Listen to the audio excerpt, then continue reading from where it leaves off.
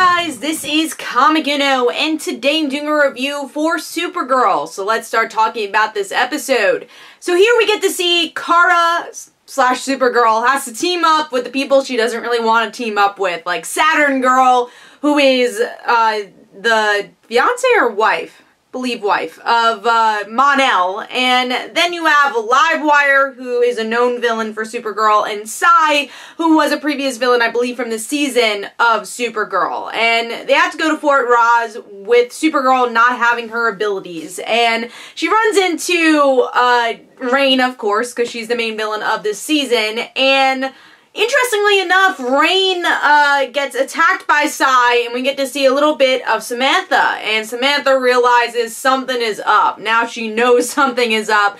She's missing work, and she just has lost time, and she tells this to Alex, so at least now maybe Alex could also say, maybe something is up with Sam. Maybe she'll be the first person to kind of pick up the pieces of what's going on with Rain.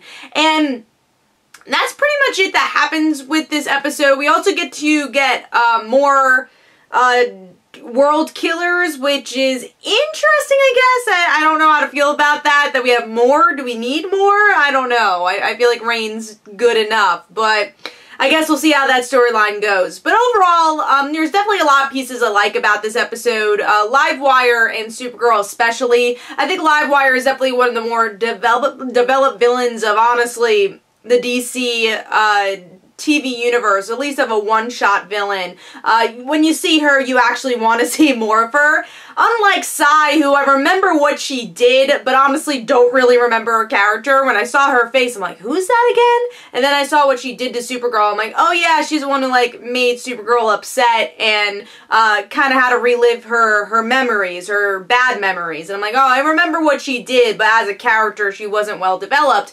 But thankfully, she's also just kind of used as a plot device. Her character's not as important compared to Livewire, where we do have good development of her, and you get an interesting relationship with her and Supergirl, where she's not a perfect villain, you know, she's not a mustache twirler. She does have some good in her, and you see that she saved Supergirl in the end, which was an interesting twist for her character. So I really enjoyed Livewire and Supergirl's relationship here. Even though they don't trust each other, they do have to work with each other, and that's just kind of an interesting concept in general for this episode, of having to work with your enemy and understand your enemy, as Rain is kind of understanding herself. So it delves a little bit deeper into the main storyline. And then you have this sideline or side story with Alex and Ruby, which was cute. You know, at least they're utilizing Alex. They bring back the Maggie drama, which I don't really know if I needed. I felt like they kind of closed that door on that already, but they brought it back in this episode. We also get a little bit of Win and Brainy,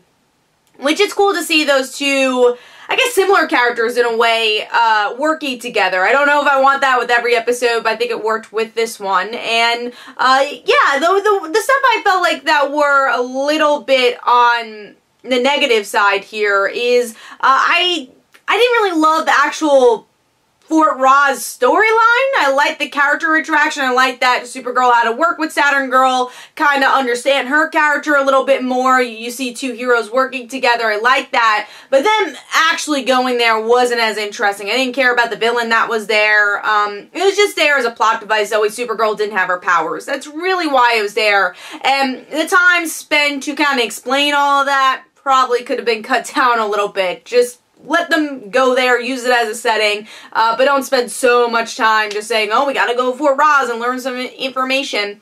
Also, still a little debated on how I feel about the way they portray Rain on the show, where Samantha doesn't actually know she's Rain. I don't know how I feel about that aspect. Hopefully we get to see her fighting against the evil inside her a little bit more, and seeing Samantha's character as Rain, because that, I feel, is the more interesting aspect of Rain.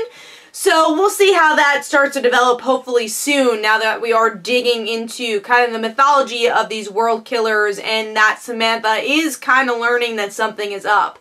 So overall, it was a pretty solid episode, I would say. It had some hiccups here and there, but overall there were some good character moments to enjoy here. So hopefully you guys enjoyed. This is Comic Uno.